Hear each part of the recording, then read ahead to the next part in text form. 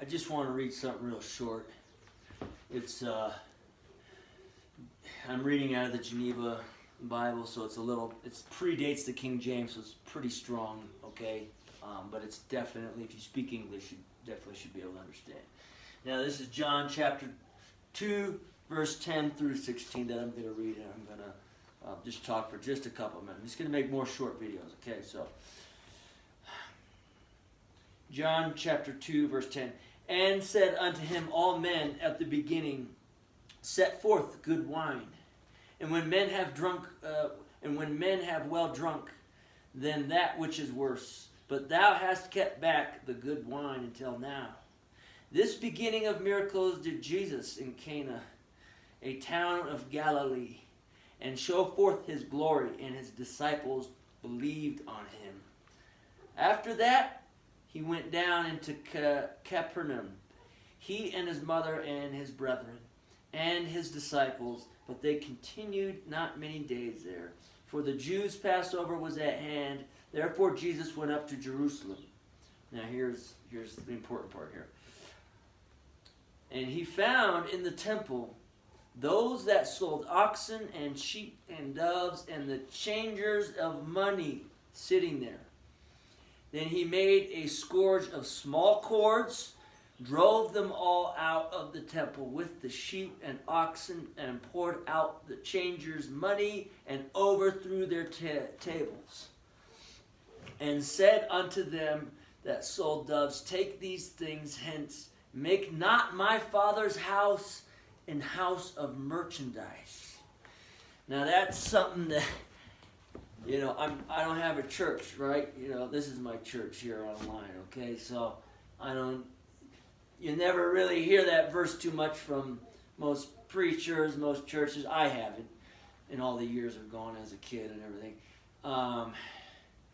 Now, I wasn't necessarily bringing that into talking about the bankers and the system that we have, but I was kind of wanted to tie it in to our own lives, our own temple. Because the Bible does say that our body is our temple. So are we selling ourselves short? Do we have people in our temple who are making money and profiting in a holy place? What is it that we're doing in our own lives that we're, dare I say, prostituting ourselves in some way, shape, or form? You don't have to actually be doing that to be doing things that according to that nature. So anyway, I think I'm just going to do more short videos and just to help us think a little bit. What's in our temple? Do we have filthy ideas, or those are thoughts and the habits and these sins that we have that they can represent.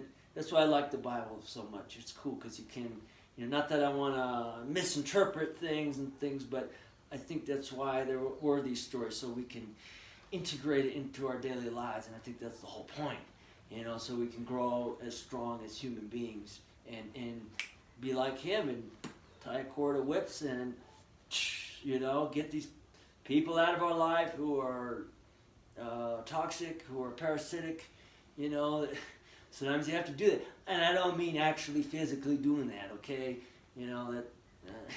Maybe in some cases, hey, you have to, I don't know.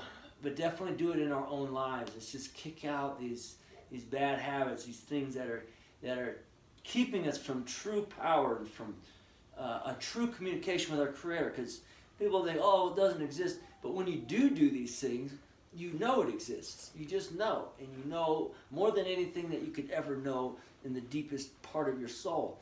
And that's why God doesn't just reveal himself, because he wants us to seek him out. He's up there. He wants us to reach out to him. And that's a beautiful thing. And that's just the whole experience of this human life. It's just amazing when you see it like that. So anyway, that's enough. Where are we at? 4 minutes. Okay. Anyway, blessings to everybody who's watching. I'm starting this, even just a few people watch. I'll keep making these. It's good for me. It's good, hopefully good for you. Okay, and any feedback is totally fine. Peace.